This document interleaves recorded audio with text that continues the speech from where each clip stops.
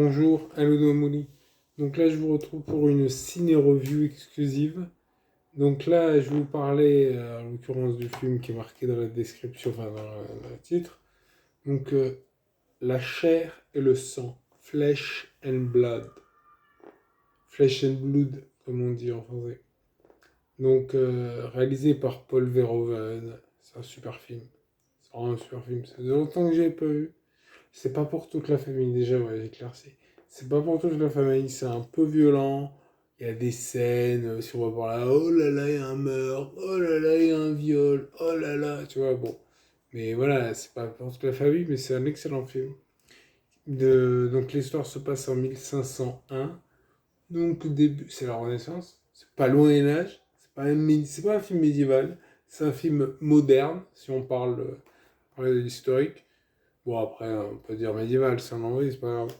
Donc, c'est un film excellent, réalisé par Paul Verhoeven, 1985.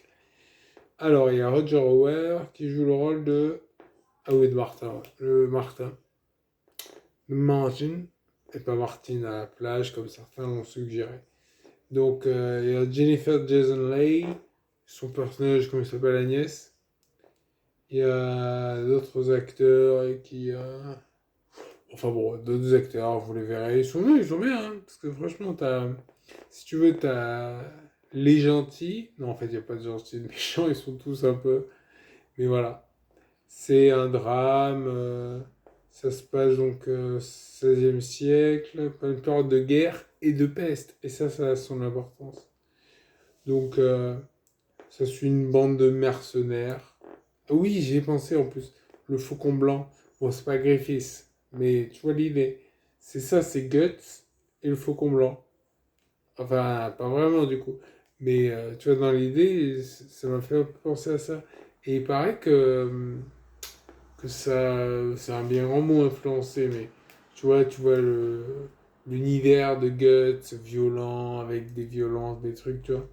Ben, c'est un peu ça. Tu vois, qui est retranscrit dans ce film, c'est un univers un peu violent. Voilà, donc c'est des mercenaires qui sont un peu doublés par leur chef, Rinolfi ou Rui, je crois qu'il s'appelle Rinolfi, un truc comme ça. Un nom d'italien, ils auraient dû se méfier. Donc, donc ensuite, il y a une lutte, machin. Il y a genre. Je veux pas spoiler, je vais vous dire à la fin, il se passe ci. Non, non, je vais pas vous spoiler. Mais c'est vraiment un excellent film. C'est pour moi à 9 sur 10. Certains lui mettraient 8, d'autres 10, comme d'hab. À votre bon cœur. Mais c'est vraiment un bon film, quoi, avec c'est la question, la moralité, la mortalité, tu vois. Non, non, c'est vraiment un bon film. Et donc, point fort et point faible. Alors, attendez, j'ai réfléchi. Bon, j'aime bien le côté, tu sais, le réalisme brutal, le truc brut de décoffrage. Parce que bon, c'est pas le Verhoeven. Vous attendiez à quoi? Mais après, ce que j'ai pas aimé, qu'est-ce que j'ai pas aimé? Non, j'ai aimé. Ah, c'est un excellent film, hein. Après, le personnage d'Agnès, il est magique.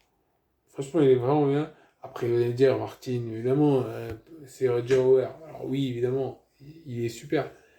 Son charisme, tu vois, la façon dont il s'impose dans ses scènes, machin.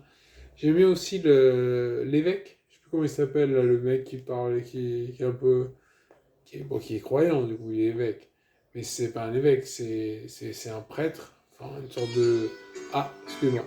Faut que j'aille. Excusez-moi, hein. Je vais y aller. Mais juste, bon, je finis là-dessus. C'est vraiment un super film. Regardez-le, appréciez-le. C'est les scènes de bataille. Les scènes sont magiques, quoi. Tu veux dire? J'aime bien le personnage, je sais plus comment il s'appelle, là. On va l'appeler Timothée, je sais plus son nom. C'est le fils.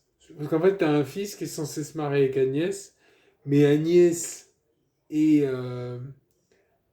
En fait, il va se passer un truc que je ne spoil pas, et donc il va y avoir le personnage de Roger Hauer qui va être attiré par elle, et lui, l'autre, il est amoureux d'elle, le héros, Timothée, il est amoureux d'elle, parce qu'Agnès se sont ensorcelés avec, comment on appelle ça déjà? Comment on appelle ça, le truc, tu sais, quand c'est les morts qui... Enfin bon, j'ai oublié le nom. Ouais. Donc voilà. En tout cas, c'est un excellent film. La Mandragore. Putain, quel idiot. J'ai oublié le nom. Donc, la Mandragore. Donc, son utilisation. D'ailleurs, c'est mon dernier conseil.